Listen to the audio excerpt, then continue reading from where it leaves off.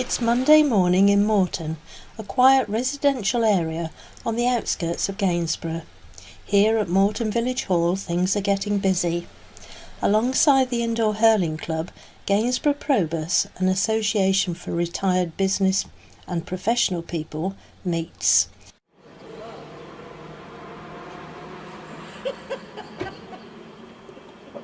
Their president, Bruce Linegar, arrives with fellow member John Greenaway. Are you sure? You've got your hat, your stick, eh? Although a nationwide organisation, each club has its own distinctive format. The Gainsborough group enjoys a half-hour catch-up session with coffee, followed by a visiting speaker. You'll remember!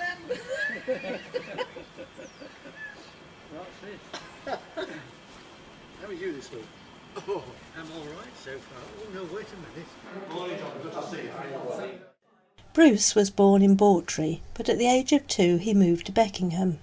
In his teens he moved to Boston, where for a short time he worked for the Inland Revenue before joining the police force. Today, Probus members will enjoy a well-illustrated presentation on railways in Cornwall, delivered by Stephen Gay.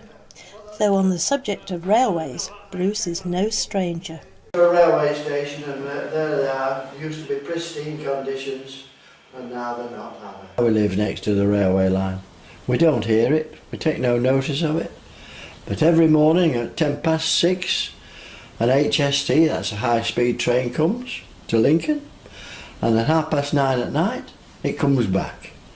Empty, rotten so-and-sos. They've put a green fence up, which is health and safety. They weren't going to put it where they put it, but they did. When I was a young boy, when I lived in Beckingham, we used to go to Sheffield to see an uncle who was a detective sergeant in the Sheffield City Police, and I looked up to him and admired what he did. And I thought, well, he always used to come home with black eyes and blood and this. He always was in fights, but he helped people. So I wanted to help people, and that's why I joined the police force, because I wanted to help people and make sure that their lives were as good as what my life will be. One policeman, Brian Gillett, he was walking up Trinity Street. Why, I don't know where he was going, but he went, and all of a sudden somebody went and fired at him. And they missed him, thank goodness. I don't think he ducked, but he missed him. He wasn't a very good shot, kind of bit. And it hit the wall. And of course, the gunman vanished, but Brian knew who it was, and we knew where he lived. So we went to his house to find him, and there were 3 policemen, 3 of us there, the sergeant, myself and the uphill car. So we got the Pete Askew was the uphill car, and he stayed at the front door, and the sergeant and I went round to the back door because he was in there. We assumed he was in there.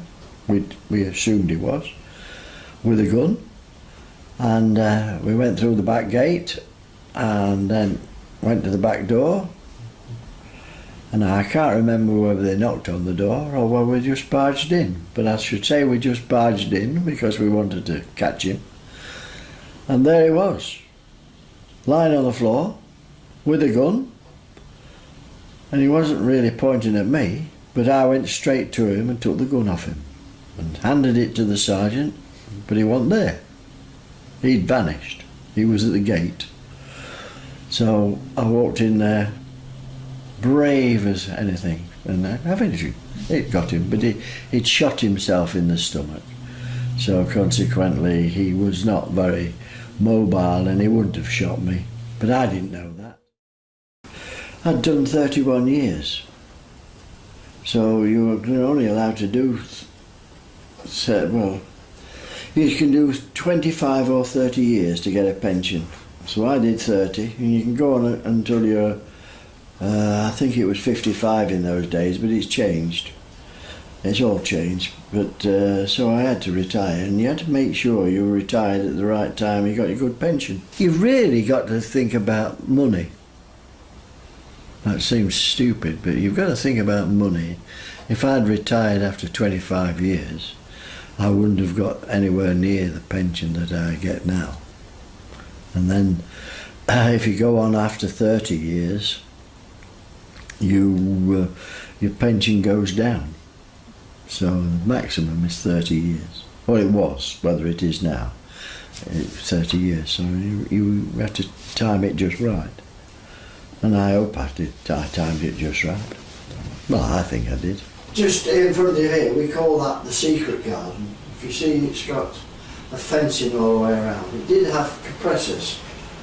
There is a yew tree there, but we did have compressors there because we made that a secret garden. PC Bruce Linegar was well known as a hard-working, caring, friendly, down-to-earth local policeman before he retired.